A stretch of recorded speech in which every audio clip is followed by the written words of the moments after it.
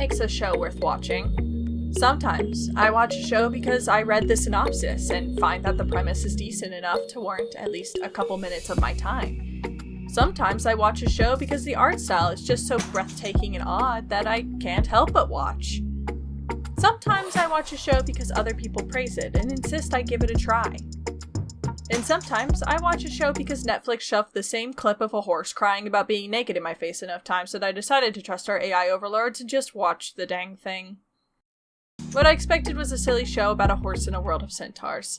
A show about friendship, a show about characters that wouldn't grow, a show about fart jokes and rainbows. And I was right, but also so very, very wrong. So I'm going to rant about it. Please, allow me the pleasure of welcoming you in Centaurworld.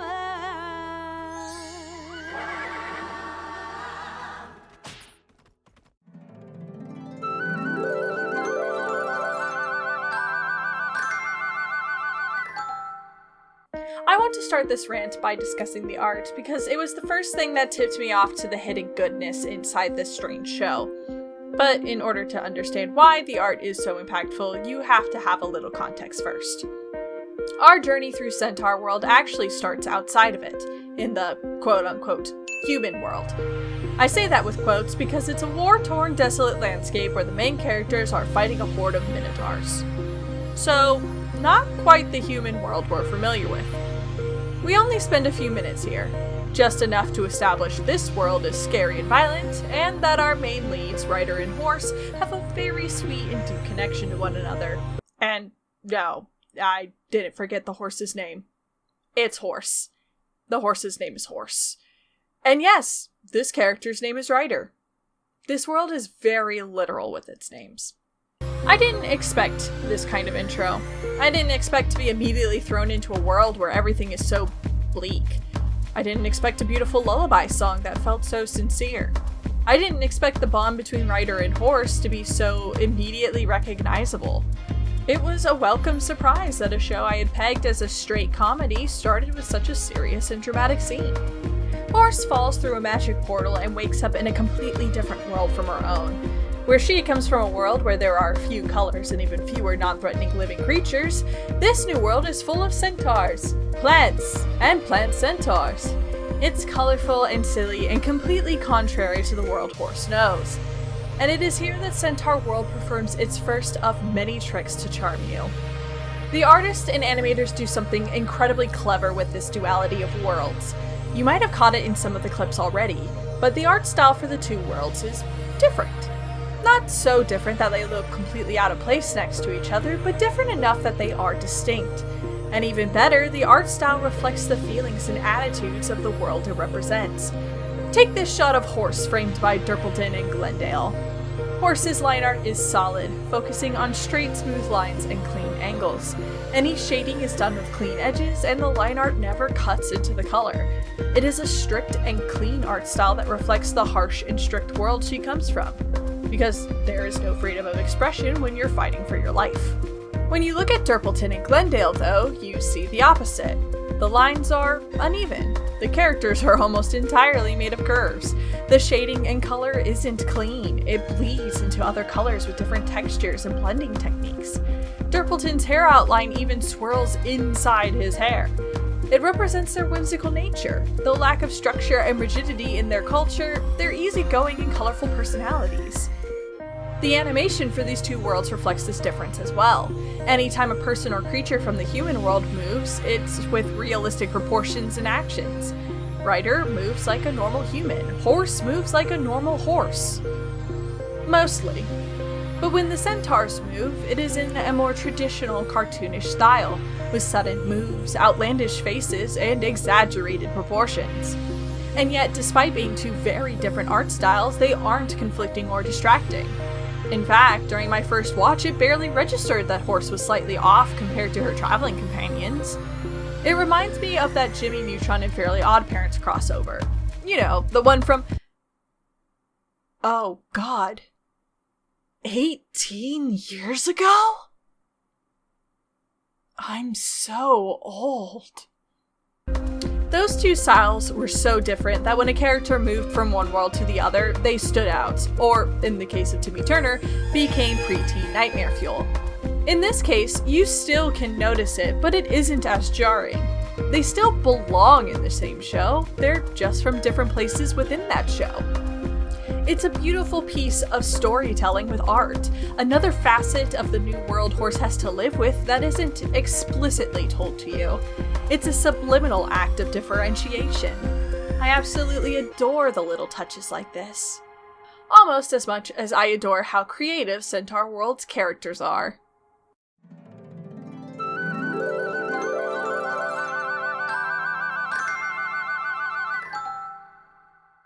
One of the most important aspects of a show is the characters, and these characters are special. There's Durpleton, the giraffe centaur who's very affectionate, Zulius, the zebra centaur who is a walking gay stereotype, Ched, the bird centaur who reads as a very angry tsundere, Wamawink, the motherly alpaca-ish centaur, and Glendale, the best one. Normally, I am a fan of well-developed characters that begin with clear flaws and issues but overcome them as the plot progresses. Dynamic characters that you can relate to, but also characters that help you ask big questions about morality and justice and other big philosophical concepts. In other words, I like characters that tell a story bigger than what's on the surface. That description fits none of these characters. Every character in this show is a moron. Different kinds of morons, and all of them lovable, but all of them are absolute idiots. Horse is a prideful idiot, Zulius is a vain, self-absorbed idiot, Glendale is an anxious klepto-idiot, Ched is an angry, disagreeable idiot, Wamawink is an overly cautious and clingy idiot, and Durpleton is... well, he's just an idiot. None of our main cast stands out as deep, thoughtful characters with complex issues or problems. That doesn't mean they don't have them, but none of these problems are used in serious dramatic ways.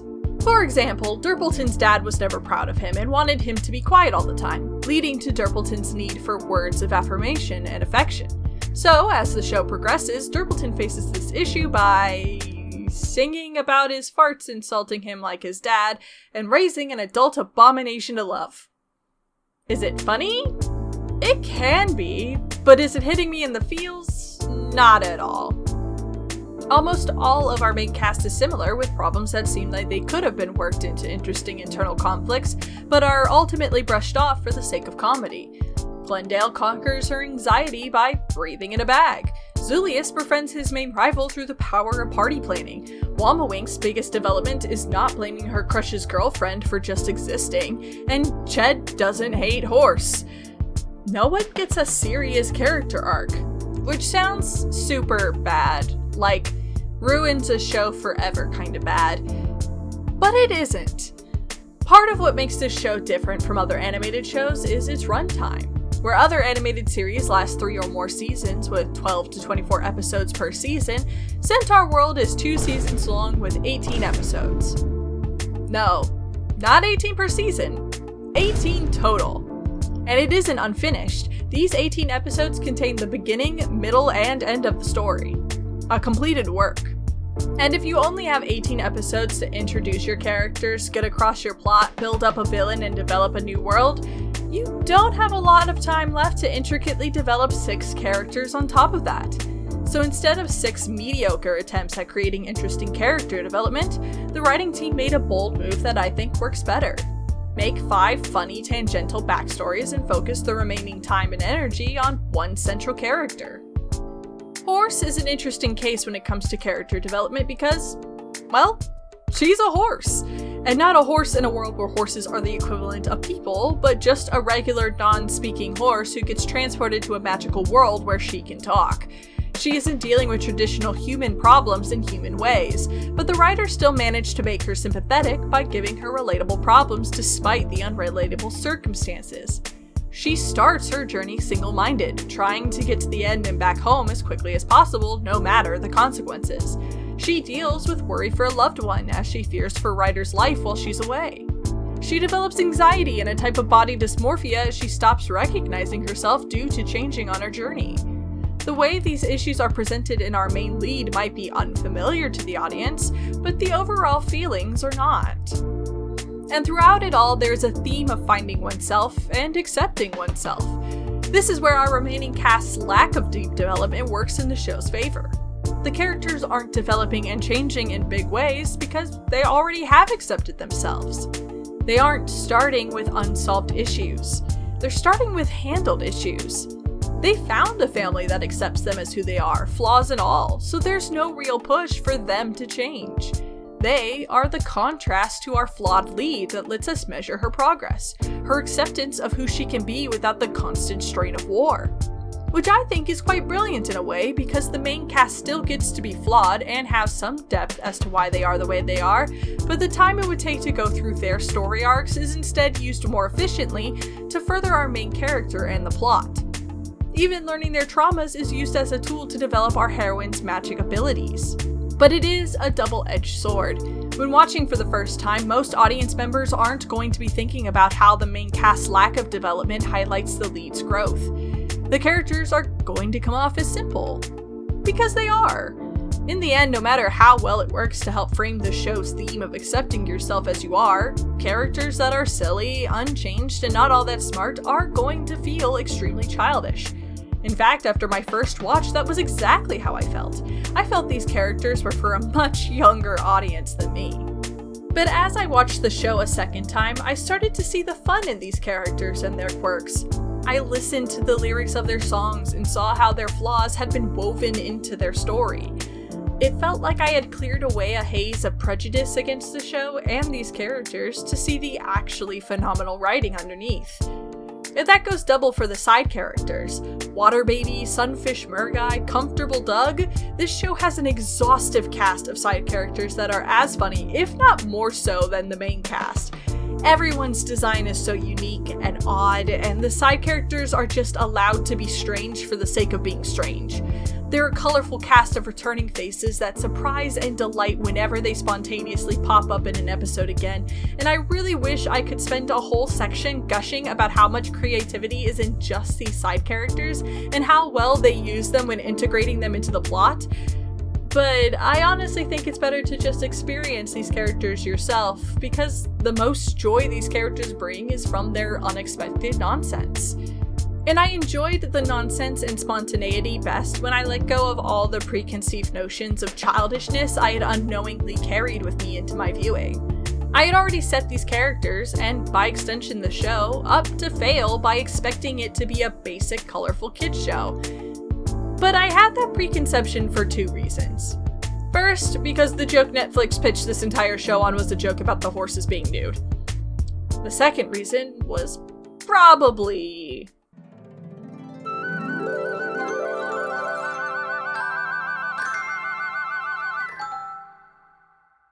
Episode 1 ends with all our new characters teaming up to leave their little space of safety and follow a rainbow road to find a shaman. The shaman being our wise elder equivalent who is going to tell Horse how to get home. Episode 2 is the entirety of the journey to find said shaman, mostly focused on Wamawink and Horse's conflicting attitudes on safety. It's a traditional who should be the leader scenario, and by the end they all get along again. Episode 3, they find the shaman, Water Baby, who tells our heroes that the artifact Horse has been carrying is actually part of a key, and they need to talk to all the other shamans to get the rest of the key to open a portal to the human world. In episode 4, they find their second shaman. They enter a forest, Wamawink has her backstory revealed, and they beat up the tree shamans for their part of the key. If that seems fast to you, trust me, you're not alone. It's 4 episodes in and we've already met all our main characters, completed the first portion of the quest, found the wise mentor, had the internal conflict between the leads and resolved it, discovered an important backstory, and gotten 2 of the 5 pieces of the MacGuffin. The show just doesn't slow down. It's aware that it has limited time to get across all its ideas, and so it uses that time as efficiently as possible. However, in pursuing efficiency, it becomes one of the rare examples of a show that's too fast. Plenty of cartoons and TV shows are slow.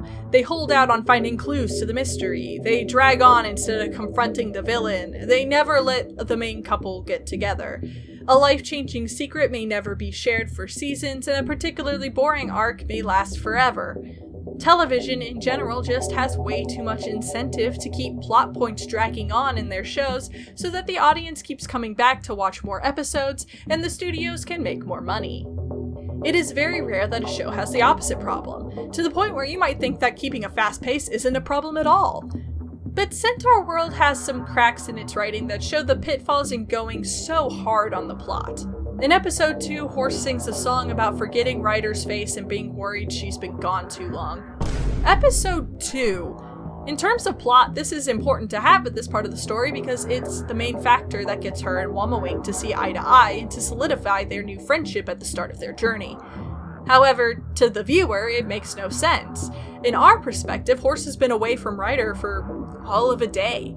We understand the emotions behind Horse's fear. The goal of the writers is clear. But is 24 hours really enough time for our main lead to start worrying about forgetting her only family member? When my husband leaves for a business trip, I don't start singing to my cats about how I don't know if he'll remember me when he comes back.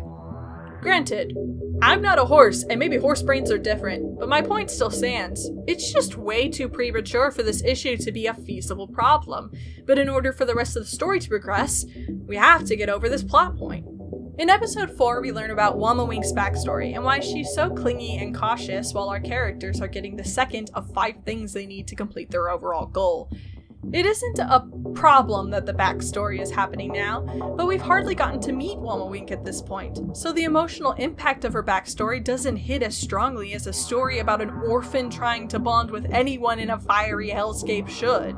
For comparison, in She-Ra episode 4, Adora and friends convince their first companion to join them in the fight against the Horde. In Avatar: The Last Airbender, they're meeting people outside of the Southern Water Tribe for the first time. In the original Pokemon anime, Ash hasn't even met Brock yet.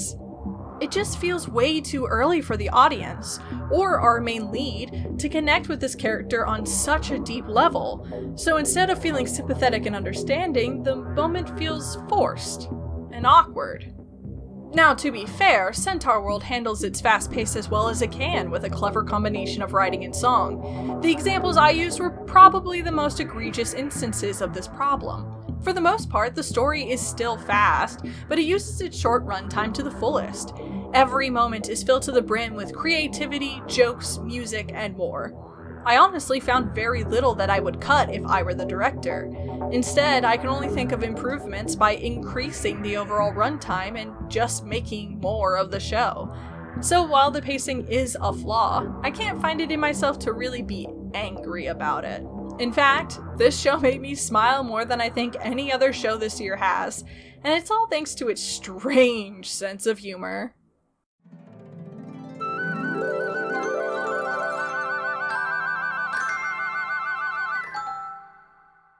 Humor is very subjective. Like, really subjective. Like, so subjective that I should just say I find it funny and move on because either you are going to agree or disagree and no amount of ranting is going to convince you if you just don't jive with that kind of humor. But I'm gonna try to convince you anyway. Centaurworld's humor is honestly the reason I felt the need to rant about it. The first time I finished the show, I just sat on my couch and stared at the blank screen of my TV asking myself one question. Who is this show for? At the start, I was certain this show was for kids around 10 years old. There was a whole song about a character's farts insulting him, a song about baby's first spell, a clear metaphor for puberty, and a joke where a character admitted to eating Horse's hair for a year? Not quite the quality humor that I enjoy on my soapbox, but certainly jokes I could see someone much younger enjoying. But then I had to contend with the dark humor that runs underneath almost everything these characters do. From the jokes about digging holes to avoid the guilt of mass genocide, to the reoccurring gag involving the little versions of themselves they shoot from their hooves that have sentience and seem to be horrified at being lackadaisically brought into this world with no purpose. There are some dark ideas being thrown around in this colorful world, and I absolutely love it. Characters almost kill other centaurs with no guilt or remorse. Existential dread about a past war seeps into the music. The whale tar eats other centaurs to help them die and sings about it while only giving little laughs to cover the literal suicide part. The show allows itself to dip into some intensely dark humor for a show rated for 9-year-olds. And it's this strange mix of utterly stupid childish humor and witty, clever, dark humor that intrigues me and makes every repeat watch that much better. And between those two extremes are also more all-encompassing humor. They reference Friends, the Elmo meme, and Shawshank Redemption for quick jokes, while an entire episode is dedicated to a Cats reference. They have jokes about not slapping your horse, about accidentally crashing a wedding while singing about building an army, even jokes about TV fandoms and the cultures they create. But by far, my favorite joke has to be Stabby. Stabby is a lizard minotaur who gets killed rather quickly and forgotten because he's just another nameless minotaur. But after the climactic fight in season 1, Durpleton takes him in as his son, even though everyone else is convinced he's dead. But turns out he isn't, and he spends the entire second season as an adult evil minion monster being treated as a toddler. He even speaks in full sentences and has a name no one uses. It's Philip J. Bonecrunch. A freaking awesome name. And while that's already hilarious in and of itself, it's even more funny when a character needs a knife, so they pull the one out of Stabby's back, and then when they're done, they stab it back in him. I die every time. It's so nonchalantly brutal. So I can honestly say, this is a funny show, one that I would recommend for whole families just based on the variety of humor alone. But beware, because this show also has a sexy dancing horse, and whatever this is, so it might awaken something in you. But I can't finish talking about the humor until I talk about the music, because this show isn't just a show about a talking horse and half-man things. It's a show about singing horses and half-man things. That's right, this is a musical.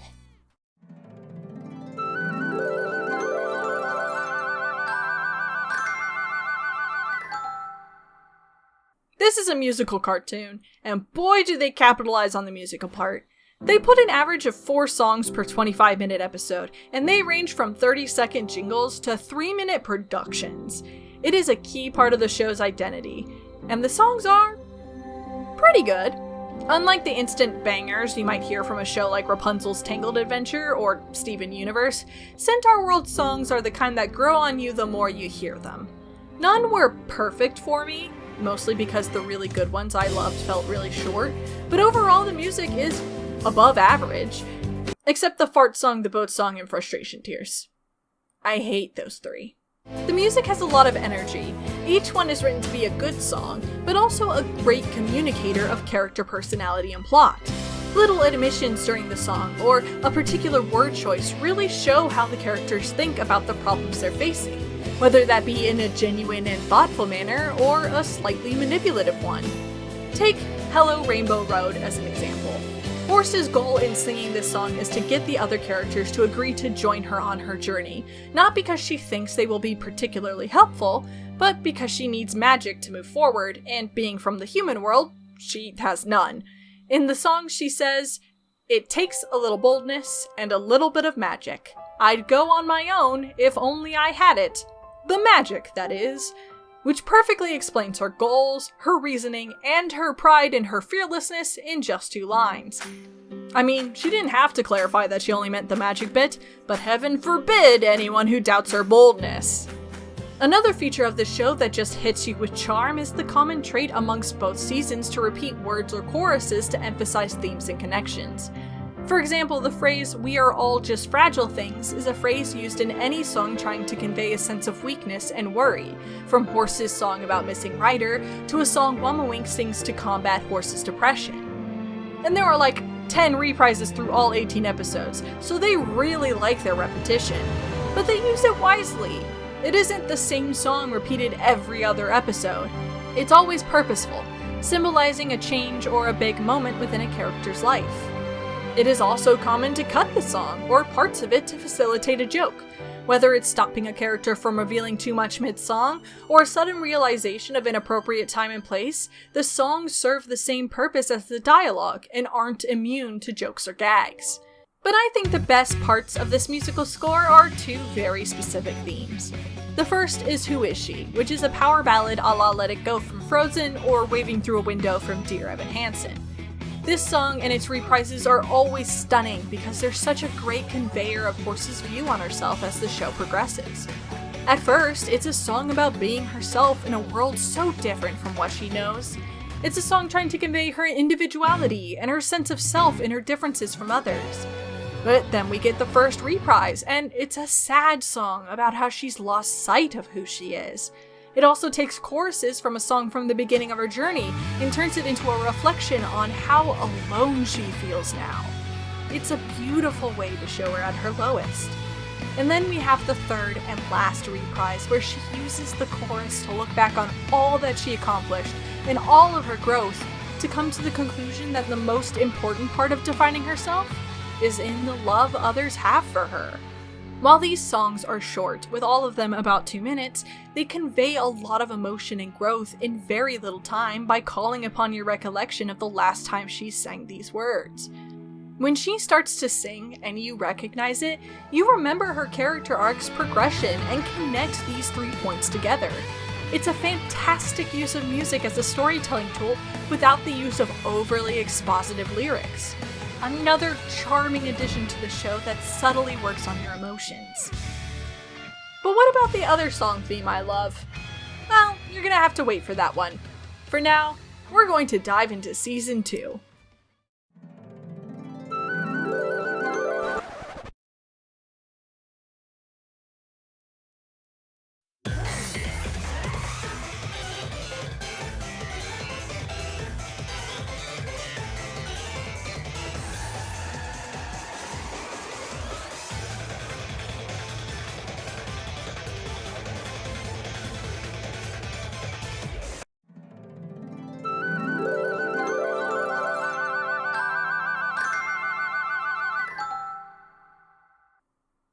Gale, why are we talking about Season 2 as a section when you hardly talked about the contents in Season 1 beyond their odd pacing? Isn't that changing essay strategies in the middle of the video, leading to an increased sense of confusion as the audience has to change how they are viewing a topic in a critical manner? That's a good point, theoretical viewer. I want to separate Season 2 for a moment because Season 2 is quite a bit different from Season 1. At the end of Season 1, Horse accomplishes her goals and, due to new circumstances, decides to stay in Centaurworld a little longer and build an army. Immediately, the vibe is different. Before, Horse and friends knew exactly where they needed to go and who to see to reach their goal. Now it's a bit less defined. What constitutes an army? How do you know when it's big enough? How do you know when you've trained hard enough and are ready to fight? Well, good news. None of those questions matter because Horse sucks at recruitment, so no one is willing to join. Season 1 is 100% about Horse and her quest. Other than Wamawink's backstory, if the other characters are helpful, it's because of a comedic premise, not because of their character traits. In Season 2, it's still 80% about Horse, but the episodes lend more time to the other characters. This is where we get their backstories, and where each one helps recruit a new set of centaurs through their individual talents. In fact, a key part of Horse's character arc this season is learning to rely on others, as this entire process makes her feel useless and therefore resentful. Another change in this season is the inclusion of scenes from the human world. Now we get more time with Ryder, Water Baby, and the General as they combat the Minotaur threat on their side. And no, I didn't forget the General's name. His name is the General. But this horse's name is Becky Apple, so someone in this world knows that names exist. And much like the animation and art style, the two tones for the plots from the human world and Centaurworld differ quite a bit, but also not too much. While it's more subdued, Ryder and the General do have some funny expressions and moments.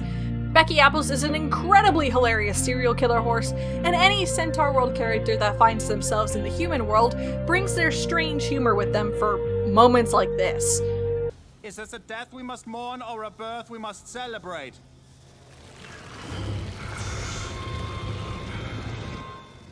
Still don't know. But overall, if you compare the human world scenes to the Centaurworld scenes, there is a more grounded and serious atmosphere that dominates the runtime when you're with Ryder. It is more focused on the consequences of war. It is more scary in tone. And I think it acts as a sort of palate cleanser that most other cartoons never add. The first season is very silly and funny while still having a plot, and it's a lot of fun. But any story that has a central plot needs to move forward or your show starts to feel stagnant. Please see Exhibit A for a great example of this principle. Audiences love a good build-up, but only when there is a real payoff, and keeping your audience engaged long enough for that payoff requires giving them proof that payoff is coming. I believe the more grounded human portions of the show serve that need. While the adventure in Centaurworld has no definite endpoint, no definable goal beyond build an army, the human world has the enemy getting progressively closer and closer, serving as a sort of timer for how long Horse has to complete her goals, even if she herself doesn't realize it. The change in tone gives the audience a little break from the absurdity and humor of Centaurworld, while also reminding us that the plot is moving, that even if it looks like our main cast is just messing around, the threat is still near. Overall, Season 2, while being different from Season 1 in a lot of respects, carries the same mix of drama and comedy. It's different, but in a way that keeps most of the same quality of the first season. I didn't find it perfect, but it was much more in line with what I loved about Season 1 than some other shows. Star vs. the Forces Veal. Wow, what an oddly sentence-like cough I just had. Coincidentally. It carries a lot more action, and it has a lot more stakes. It has creativity and charm. It has a very big climax. But you may have noticed that I've been avoiding something. Something important. Something that also defines this show. What is that climax? In fact, what is the climax of Season 1? Who is the villain behind the war? Who is... Hush, now hide all you little ones, rush now into the middle of nowhere, singing and laughter will die. Little sheep, I am the nowhere king. When my kingdom comes, darkness is nigh. Quiet! Crawl through the in-between, silent, secretive feeling of fearsome hatred that reaches the skies.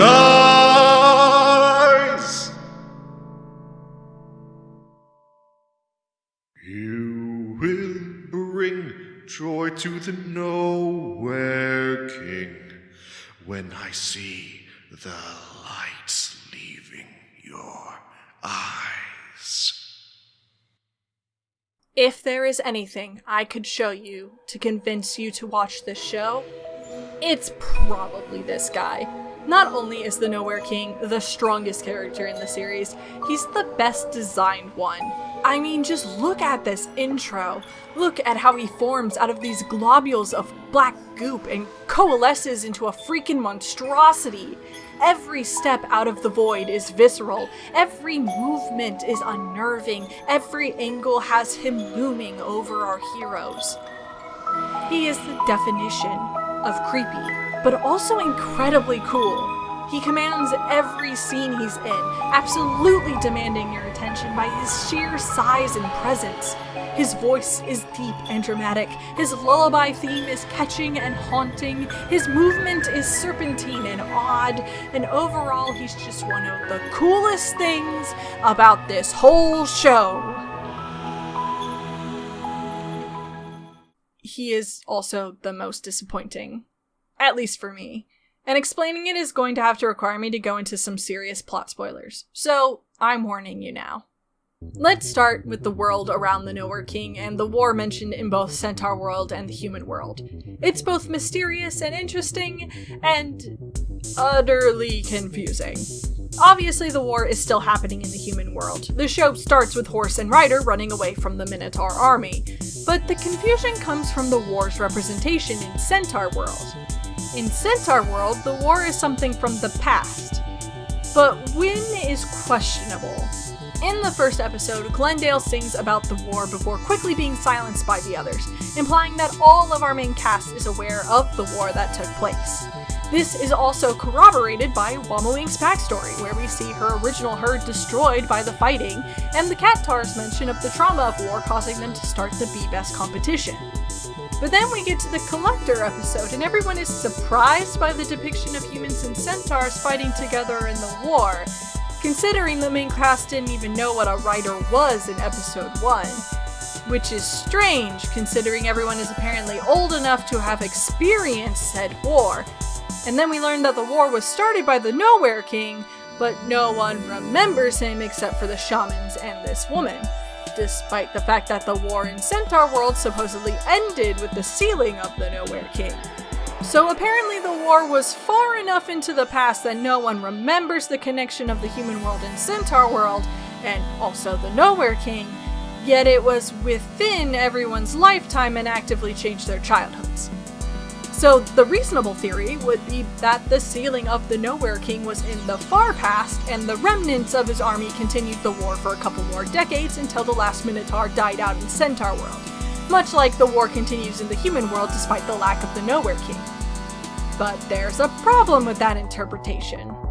These two humans, Strange Lady and the General, these characters are deeply involved in the Nowhere King's backstory, and yet they are still alive and only slightly older than they were back before the start of the war.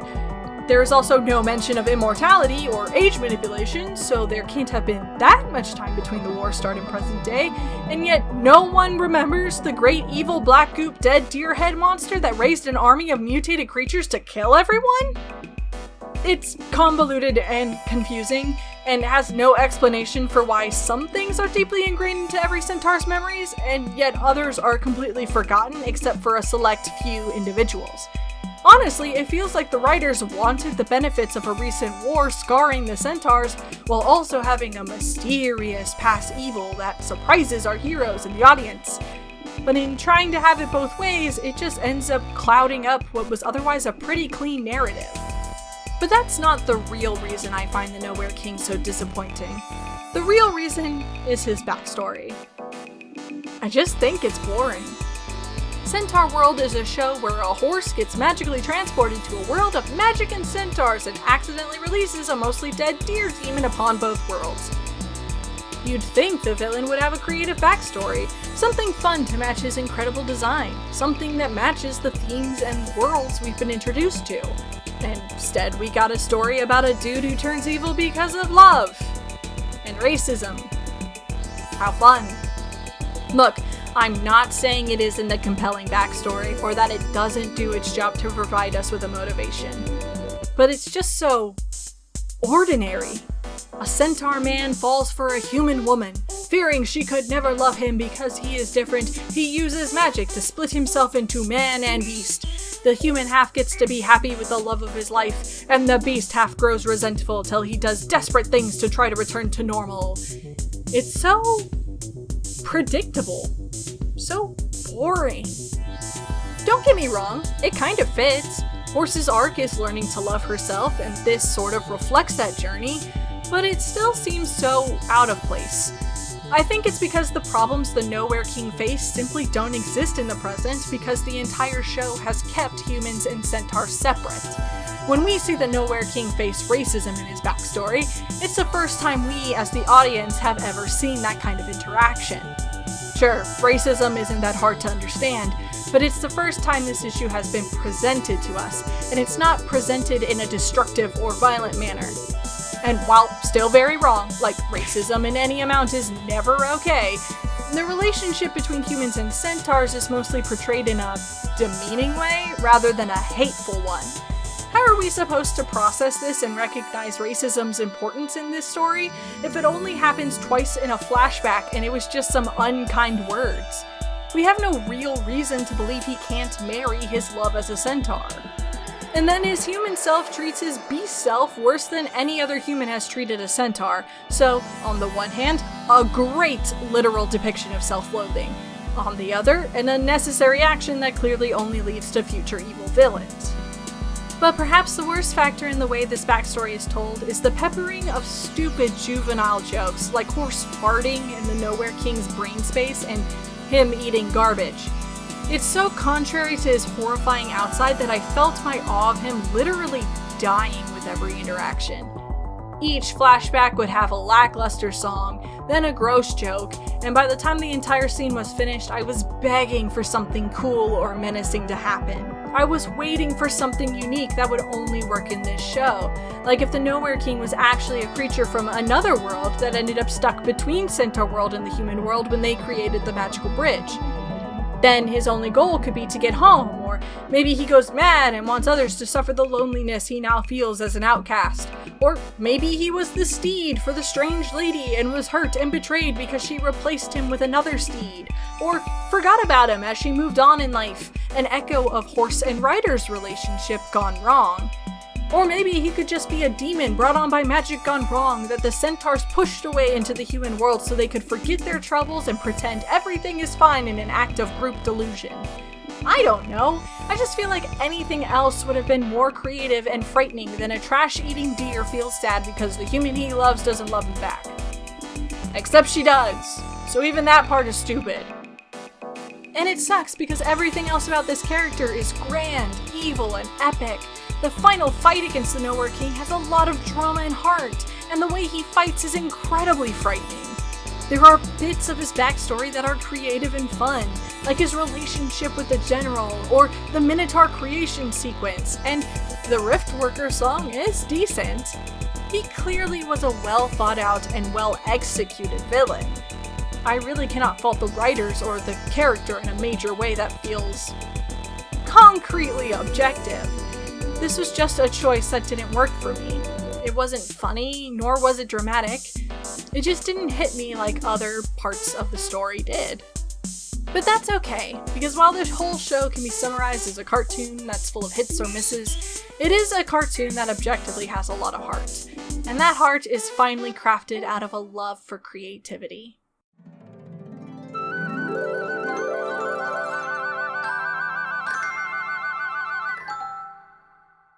I love a lot about this show. I hope I've made that at least a little bit clear so far, but there is nothing I love more in Centaurworld than its creativity. Every moment in this show has a feeling of childlike glee in its creation. The unique and odd designs of the world centaurs, the variety of exotic locations, the wonderful side characters and music, everything is creative. From the leaf tars who are always inconveniently around, Jeffrey the freezing tree man, the skeleton of Gary who somehow still makes fantastic cake even in death, to the jazz club in a whale's stomach, the bird tars watching the show from the sky with their enhanced bird vision, the fight for best hole among the underground centaurs. Or how about the mother freaking tornado? That's right, a tornado. That's a centaur. Huge, intimidating, and accompanied by dramatic choir. What could possibly be more creative than a freaking tornado? And it's this creativity which propels Centaurworld to a great show. Yeah, it's short, the characters are simple, and the plot isn't breaking new ground on what children's cartoons can be, but it fulfills the one goal a cartoon like this should have. It was always fun to watch. There wasn't an episode I wanted to skip, there weren't characters that held no value to me, every episode had something I wasn't expecting. It was fun and colorful and funny and clever from start to finish. And I needed that, especially as an adult. As I get older, it gets harder to just enjoy things for what they are. Nothing can be simple. It has to tell a bigger story. It has to be visually stunning or unique. It has to bring complicated topics for the audience to think on. And I would have missed this show because I judged it on what I thought a show needed to be in order to have value.